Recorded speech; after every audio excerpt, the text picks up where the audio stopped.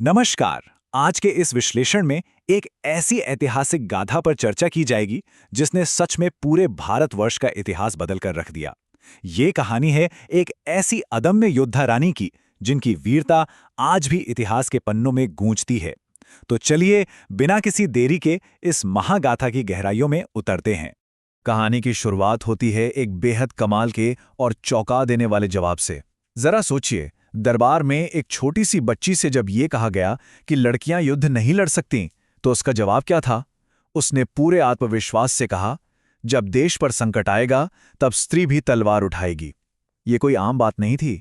इस एक छोटी सी लाइन ने उस वक्त की रूढ़िवादी सोच के बिल्कुल टुकड़े टुकड़े कर दिए थे। और सच कहें तो ये नियति का पहला इशारा था कि ये बच्ची आगे चलकर पूरा इतिहास रचने वाली है। भाग एक अनोखा बचपन। ओके, चलिए इसमें थोड़ा डिटेल में उतरते हैं और चलते हैं सन 1828 की काशी में, जहां इस असाधारण जीवन का आगाज हुआ था। मणिकर्णिका, जिन्हें सब प्यार से मनु बुलाते थे, उनका बचपन किसी आम बच्ची जैसा बिल्कुल नहीं था। गुड़ियों से खेलने के बजाय उनका मन तलवारों और तीरंदाजी में लगता था। उनके पिता मोरोपन तांबे पेशवा बाजीराव के दरबार में काम करते थे, तो बचपन से ही एक सैन्य माहौल मिला था। घुड़सवारी में तो वो जैसे मास्टर थीं। उनके 3 बेहद खास घोड़े थे, सारंगी, बादल और पवन। एक बहुत ही दिलचस्प किस्सा है। एक बार उनके मित्र नाना साहेब घुड़सवारी करते हुए गिर गए थे। तब मनु ने बिल्कुल बिजली की फुर्ती से उन्हें बचाया था। ये घटना खुद में इस बात का सबूत थी कि वो कोई साधारण लड़की नहीं बल्कि एक जन्मजात योद्धा हैं। भाग 2, रानी बनना। झांसी के राजा गंगाधर राव से विवाह हुआ और मनु बन गईं रानी लक्ष्मीबाई। यहीं से उनका एक शासक के रूप में सफर शुरू होता है। झांसी की प्रजा अपनी इस नई रानी से बेइंतहा प्यार करती थी। उन्हें अपनी मां और बेटी दोनों मानती थी। पर नियति को शायद कुछ और ही मंजूर था। इस खुशी के माहौल में एक बेहद दुखद मोड़ आया। जन्म के कुछ ही समय बाद उनके नवजात पुत्र का निधन हो गया और इस सदमे का असर राजा पर ऐसा पड़ा कि उनका स्वास्थ्य भी लगातार बिगड़ने लगा। ये एक बहुत ही रुला देने वाला वक्त था। आखिरकार राजा को दामोदर राव को गोद लेना पड़ा। खुशियों भरे इस महल में जैसे दुखों का पहाड़ टूट पड़ा था। भाग 3, अंग्रेजों का खतरा। ठीक इसी नाजुक स्थिति में कहानी में एंट्री होती है ब्रिटिश ईस्ट इंडिया कंपनी की, जिसने झांसी पर एक घनघोर राजनीतिक संकट खड़ा कर दिया। अब इस नीति के बारे में जो सबसे दिलचस्प और चौंकाने वाली बात है वो ये है कि ये लॉर्ड डलहौजी की लैप्स नीति को साफ तौर पर दर्शाती है। ये एक ऐसी चालाक और दमनकारी नीति थी कि बस क्या ही कहें। इसके अनुसार अगर किसी राज्य का कोई अपना सगा जैविक उत्तराधिकारी नहीं है तो अंग्रेज उस राज्य को जबरदस्ती ब्रिटिश साम्राज्य में मिला लेंगे। और उन्होंने यही किया। उन्होंने दत्तक पुत्र यानी गोद लिए हुए बेटे दामोदर राव को उत्तराधिकारी मानने से साफ इनकार कर दिया। ये झांसी के आज़ादी और संप्रभुता पर सीधा सीधा हमला था। और बस इसी अन्याय के खिलाफ उठी वो आवाज जिसने पूरे भारतवर्ष को झकझोर दिया। मैं अपनी झांसी नहीं दूंगी। ये सिर्फ लफ्जों का खेल नहीं था। ये उस दमनकारी अंग्रेजी शासन के खिलाफ एक अटल, अडिग और बेहद शक्तिशाली प्रतिरोध का प्रतीक था। एक तरफ वो अकेली रानी और दूसरी तरफ विशाल ब्रिटिश साम्राज्य। उनकी ये निडरता आज भी रोंगटे खड़े कर देती है। भाग 4, महान विद्रोह। इस साहसिक घोषणा के बाद चीजें बहुत तेजी से बदलने लगीं। पूरे राज्य में तनाव का माहौल था। युद्ध की तैयारियां कैसे शुरू हुईं और झांसी ने खुद को इसके लिए कैसे तैयार किया, ये देखना सच में अद्भुत है।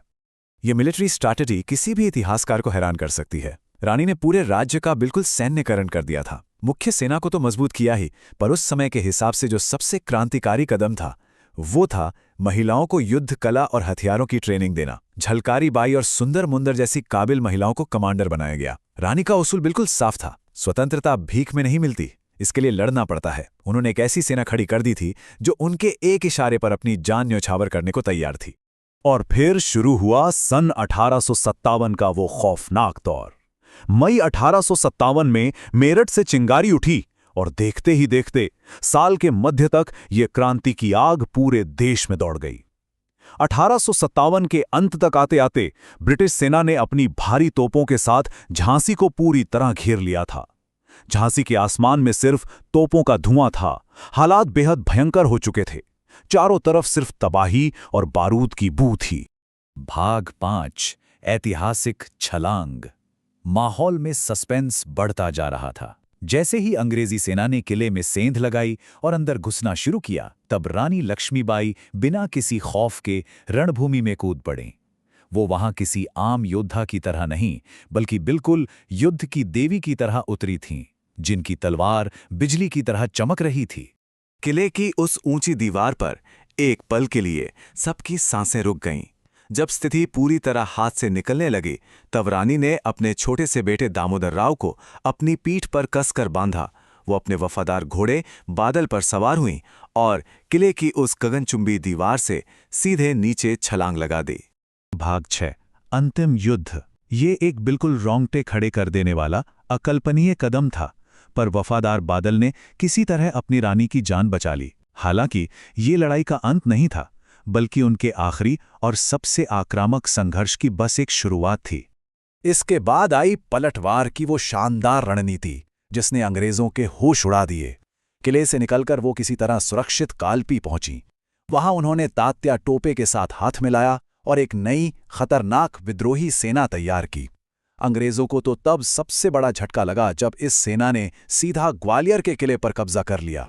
ये इस बात का खुलासा ऐलान था कि जब तक वो जिंदा हैं, भारत की क्रांति की आग बुझने वाली नहीं। चलिए आगे बढ़ते हैं और देखते हैं कि ये सब कैसे एक निर्णायक मोड़ लेता है। 18 जून 1858। इतिहास के पन्नों में दर्ज ये वो गंभीर और ऐतिहासिक तारीख है जब ग्वालियर के पास वो अंतिम और सबसे भयंकर युद्ध लड़ा गया। इस घनघोर युद्ध में वो बुरी तरह घायल हो चुकी थी, लेकिन फिर भी आखिरी सांस तक बिल्कुल शेरनी की तरह लड़ती रहीं। उनकी आखिरी ख्वाहिश सच में उनकी महानता को दर्शाती है। मेरे शरीर को अंग्रेज हाथ ना लगा पाएं। ये सिर्फ एक इच्छा नहीं थी, ये उस आज़ादी, गरिमा और पवित्रता का प्रतीक था जिसे वो मौत के बाद भी बनाए रखना चाहती थी। एक ऐसी संप्रभुता जिसे अंग्रेज कभी नहीं छीन सके। और इस तरह इस ऐतिहासिक गाथा का अंत इसी बेहद प्रसिद्ध विचार के साथ होता है, खूब लड़ी मर्दानी, वो तो झांसी वाली रानी थी। खैर, ये सिर्फ एक कविता की पंक्ति नहीं है, ये गहराई से सोचने पर मजबूर करती है कि कैसे एक अकेले इंसान की बेहिसाब हिम्मत पूरे इतिहास की दिशा बदल सकती है और आने वाली अनंत पीढ़ियों के अंदर आग पैदा कर सकती है।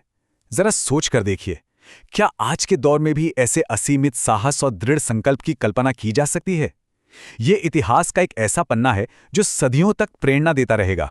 इसी विचार के साथ हमारा आज का ये सफर यहीं समाप्त होता है।